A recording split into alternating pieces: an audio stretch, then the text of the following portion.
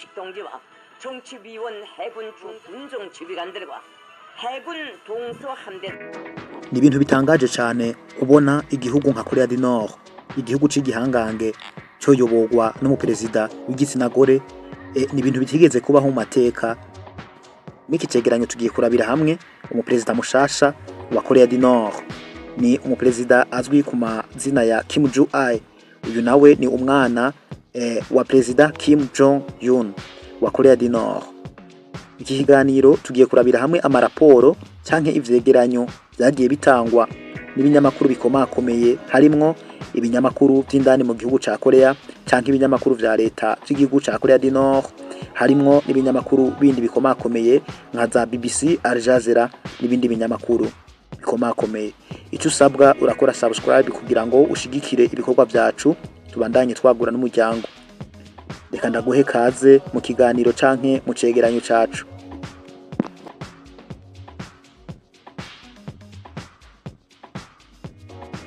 Ni umwana muto cyane azi ku mazina nka Kim Jong Un.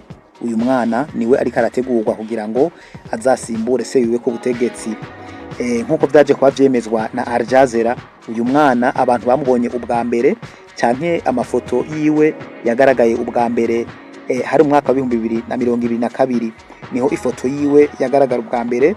Uyu mwana kuva ico gihe Kim Jong Un yagiye araboneka kenshi mu binyamakuru vya leta, mu birori vya gisirikare, maze harimwo n'ingendo za leta zikomakomeye, aho maze uyu mwana yagiye aboneka ari kumwe na se mu rugendo bakoze baja i Beijing mu gihugu c'Ubushinwa. Uyu mwana rero abasesanguzi baravuga yuko kwibonekeza k'uwo mwana kwerekana insiguro ikomeye cyane, maze yuko muri Korea ya ruguru igenzura ry'amafoto y'abategetsi ni ikintu gikorwa ku rugero rwo hejuru cyane cyane, kandi nawe akaba aboneka kenshi ari kumwe n'abategetsi bakomakomeye bo mu gihugu, uhereye kuri perezida uyobora ico gihugu ca Korea du Nord. Ico rero ngo ni ikintu kimwe mu bintu byinshi tugiye kurabira hamwe bigaragaza yuko uno mwana Kim Jong Un ari we mwana ariko arategurwa na se wiwe Kim Jong Un kugira ngo abari bazamusimbura ku butegetsi. Ibi rero Kim Jong Un ngari kabikora kugira ngo yirinde ibyabaye acinjira ku butegetsi we. Ndabamenyesha yuko Kim Jong Un yaje kuba aja ku butegetsi ngo hari mu mwaka wa 2011 2011.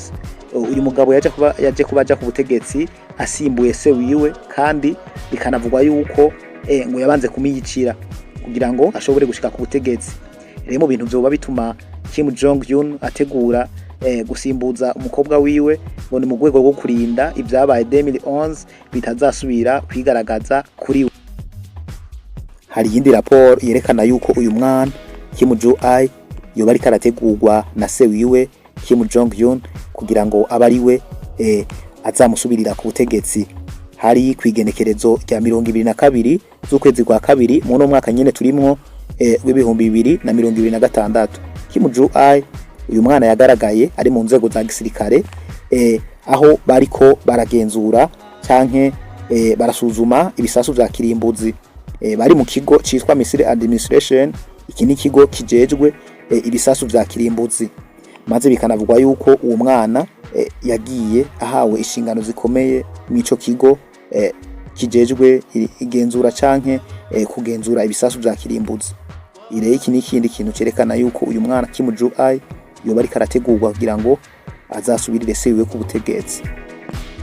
Ikindi kintu tutokwirengagiza canke ikindi kintu cerekana yuko perezida Kim Jong Un ari we yoba ariko arategura umukobwa wiwe Kim Jong Un kugira ngo abari bazamusimbura ku butegetsi, ni raporo yaje kuba itangwa n'ikigo c'ubutasi ca Korea y'Amajepfo. Iyi raporo rero nayo yemezwa yuko perezida Kim Jong Un ngo yoba ariko arategura mibanga rikomeye cyane ngo umukobwa wiwe Kim Jong Un abari bazamusubira ku butegetsi kugira ngo birinde ubwicanyi bwabaye igihe perezida Kim Jong Un yaja ku butegetsi. Kandi bomenya yuko perezida Kim Jong Un igihe aja ku butegetsi yishe se wiwe kugira ngo ashobore gushika ku butegetsi. Uyu mugabo rero ibimenyetso byose ni bimwe bigaragaza yuko yoba ariko arategura umwana wiwe, umwana w'umukobwa Kim Jong Un kugira ngo abari we azaba ari umutegetsi wahazaza canke ari wazabayobora Korea y'Amajyaruguru.